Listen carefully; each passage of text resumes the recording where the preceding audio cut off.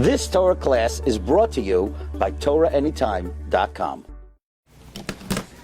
Okay, good afternoon, everyone. Shalom Aleichem. We continue in the Orchos Chaim of the Rosh. We are up to Ois Kuf Yud, and this is a very important Ois.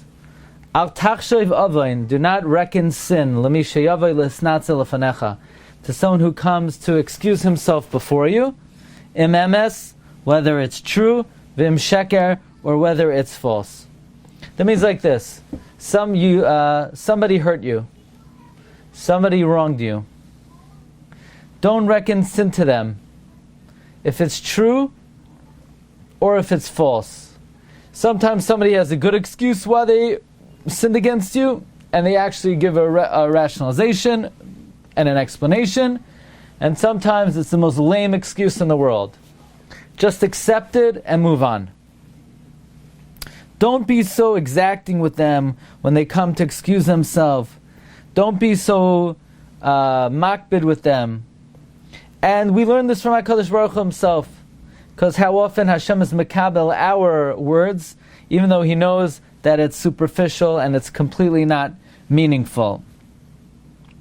The Medrash tells us that when we stood on Har Sinai and we said Nasa v'nishma, it was not a genuine acceptance of the Torah. In our hearts we were thinking about Avodah Zarah. Nevertheless, HaKadosh Baruch Hu accepted our offerings. HaKadosh Baruch Hu accepted our Kabbalas HaTorah, and we have to deal likewise with other people. Even though they may tell us excuses and it's disingenuous, nevertheless we should accept it. Now, Rabbi Yerucham Levavitz in the Das Torah, Rav Goldberg quotes this Rosh, and he says human nature is, if somebody comes to console you and to ask for mechila, you say, whoa, what are you making such a big deal about? What did you do already? You didn't do anything. So at first glance, it seems very good, very nice. But the truth is that it's just the opposite. The reason why the people have a reaction, the reason why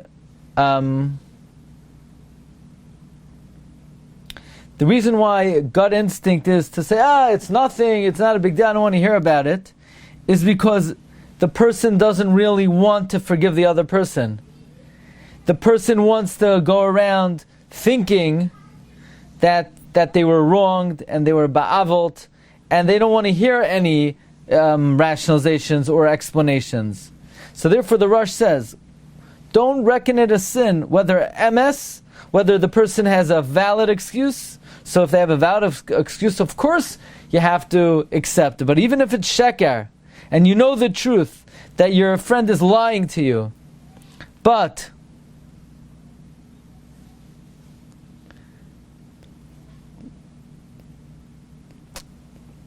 you should think, even though you know the truth,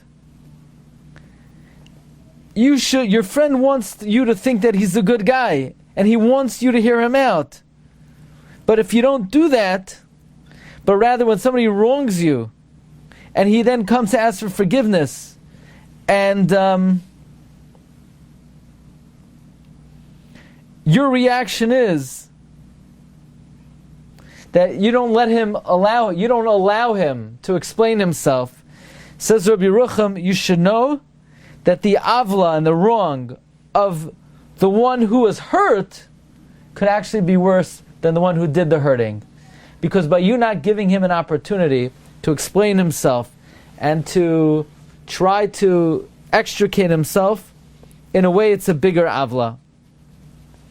Rabbi Yerucham says everyone knows there's a Shulchan Aruch on somebody who does the wrongdoing and how he should ask for mechila. But there's also a Shulchan Aruch on how you should accept his request of mechila, where the pasuk says, "Lo yavuzu leganav ki yignoiv lamale nafshay ki yirav." This is not just midas chasidus, but this is a warning how to conduct yourself with the ganav, how to speak with him. Lo yavuzu leganav ki yignoiv lamale nafshay. And in this vein, we could explain that which we find in Bereshis Rabbah on the pasuk, Keds kol basar bo lefanai ki malaha haaretz chamas. On the pasuk ki malaha haaretz chamas, you have, the Medrash says, why malaha haaretz? Only the robbers are doing chamas. No, those who rob are violating chamas, and the ones who are robbed are over chimus devarim. And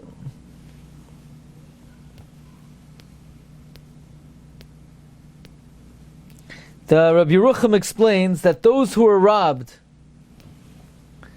the lashon is the chazokim rabu al hachaloshim bechimus mamain, the hachaloshim rabu al chazokim bechimus devarim.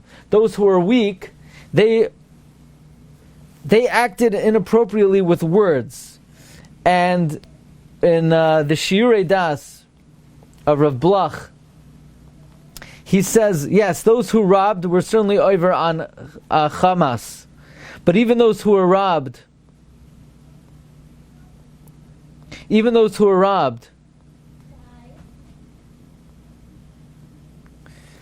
they're also over on Hamas. Why? Because they cried out to Hashem too much. Meaning they cried out, why do you let this happen to me? And they were toiveya, more than meaning they asked God to punish more than the offenders deserved. And same thing in our situation. If somebody does an avla, they have to know how bad the avla is. And if the one who is wronged, so to speak, exaggerates the avla, so in a sense, they are acting inappropriate as well, and it's considered chamasnu as well.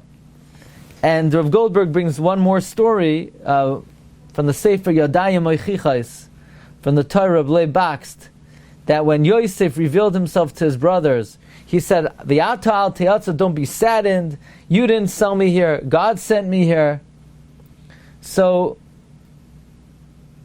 Rabbi Leib Bakst said like this: we all know there's a Shulchan Aruch of those who steal. They have dinim, they have to return the gzela, but on the one who was stolen from, we don't have exact dinim. So we think, okay, the one who was stolen from, all bets are off, he could do whatever he wants.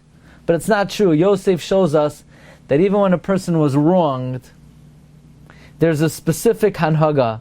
Don't embarrass the ganav. Don't shame them. So this is an important hanhaga. Don't reckon sin to somebody who comes to excuse himself, whether it's true or whether it's false. Okay, Amar Rabbi say we'll hold it over here. Wishing you all a wonderful week ahead and a wonderful Yom Tiv, a Chag Kosher v'Sameach, and Kol Tov everyone, Bracha v'Hatzlacha.